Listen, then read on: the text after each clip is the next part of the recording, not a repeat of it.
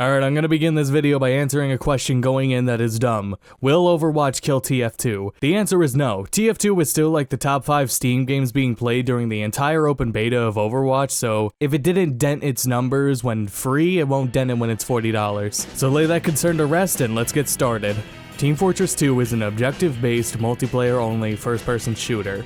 Like, very objective-based. Like, kill to death doesn't matter at all. Of course it's on PC, but back in the day, TF2 came with the Orange Box, a $20 console game. This is where my story with the game begins. I started TF2 on the Xbox 360. There were no cosmetics, no updates, barely any patches, the pyro had no air blast, portraits were still beta portraits, the weapon models were higher quality, there were like 3 whole maps, 2 for Dust Bowl and Hydro, the load times. Jesus Christ, the load times. So in other words, I don't care about the cosmetics that are in the game or what happened when the game went free to play, or even remotely care about the actual competitive scene since when I was playing, there wasn't even a thought of playing TF2 competitively. This is what TF2 was to me.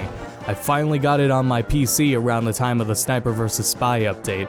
I played it on this old Gateway gaming laptop I had that ran the game at 30 FPS and I still used a controller. A few years later I got an actual desktop and the best memories of TF2 still to this day was the summer where I was constantly playing all night long with Tom, Fox, Shippage, Idlehat, and Drewalks. Oh man, it's really hellish out there. Ship, take care of all of them. No thanks, I'm gonna die. These are some of the strongest friendships just from this game. Just hours upon hours of capture the flag every single night, and usually Dust Bowl during the day. A lot of time on Harble Hotel too. I remember being here discussing with people how crazy the trade system for TF2 was gonna be, and I was like, man, that's gonna be so locked tight on how it works, otherwise people are just gonna get scammed. And also, if you didn't know, the trade system on Steam came to Team Fortress 2 before it came to Steam. This is Team Fortress 2. Friends, casual fun, playing while listening music. There's full albums that came out around these times that I identify with TF2 because I was playing it while listening to them for the first time. So every time I listen to those songs, I can't help but think of TF2. So what happened to all that? Well, it faded away, but I have a few reasons. Number 1, hackers. Valve created a whole bunch of servers for the sake of their quick play option. Which, hey, by the way, did you know that quick play used to let you have parties of people like MVM does now? Or how the matchmaking beta does? I'm still pissed that they took that away, it was so damn convenient. Anyways, Valve servers just became notorious for having the most hackers on them. I assume it was all a malbox, which has since been eradicated, so I assume hackers are no longer now that big of an issue as they once were. But of course it was still off-putting at the time, you know? Plus, a while ago, Tom Fox and I ran our own TF2 server that we streamed on every Sunday, and we got a ton of fucking hackers, and being the server manager, I was pretty pissed about it. Number 2, a lot of people are just assholes for no reason.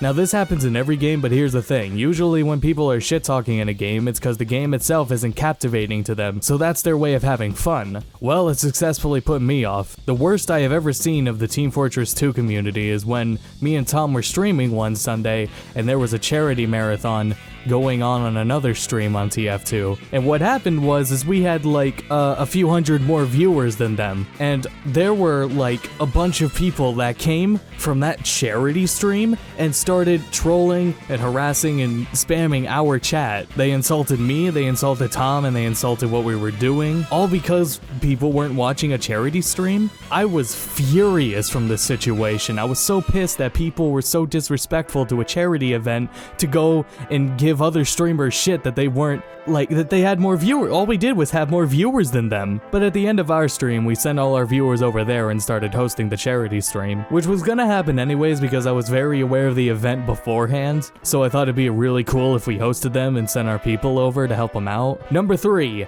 ads. Ads on servers. Let me tell you a little something from a server manager's perspective. If a server is running ads and they aren't Skyle or Lotus Clan or any of those big chain servers, they are making shit off of their server's ads. I guarantee you, being forced to watch those ads is generating very, very little revenue for them. So when they got worse with enforcing ads, it was really off-putting when, you know, they aren't making shit off of it. And no limits.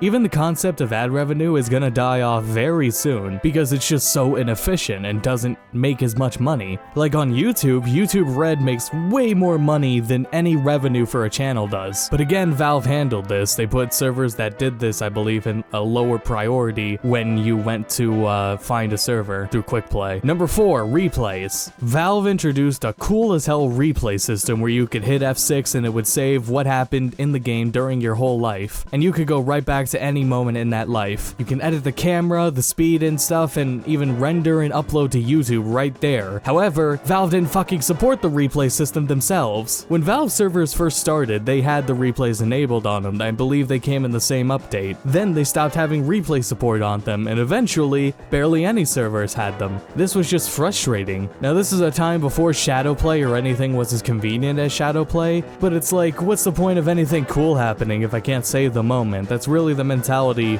of at least me and a lot of other gamers nowadays. Which, by the way, if you have an Nvidia card that's new, make sure you have Shadowplay installed. It's really handy. So really, these are just small issues, but what that means is that they would only matter in the long run, which there was a long run.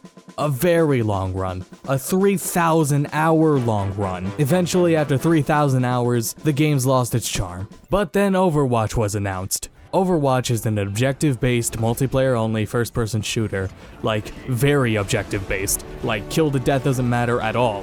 This got me very hyped because this is a chance at a whole new game and a whole new community. It could offer more diversity in the roster, updated game design, just a breath of fresh air. And that's exactly what it was. It was a new welcome change to what I was familiar with and made it fresh again. It is fun and polished. It had what I loved about TF2. The class diversity creates so many dynamics, and most matches will never be identical. The objectives are simple, and thanks to 3,000 hours of experience, I can play these game modes very casually and easily pick up like half the cast. I was told Hanzo was gonna take some time getting used to, but he's just a huntsman sniper with an even more broken hit detection on his arrows. Let's look at some similarities right quick. It's got a soldier, a demo man, an engineer, scouts, the pyro is ice-based, 2 snipers, a couple medics, heavy is a turret for some reason, the modes are payload, capture point, and king of the hill, there's a fashion meta, and the maps are very well designed. And now for differences. Overwatch matches are way shorter, which is a really nice change.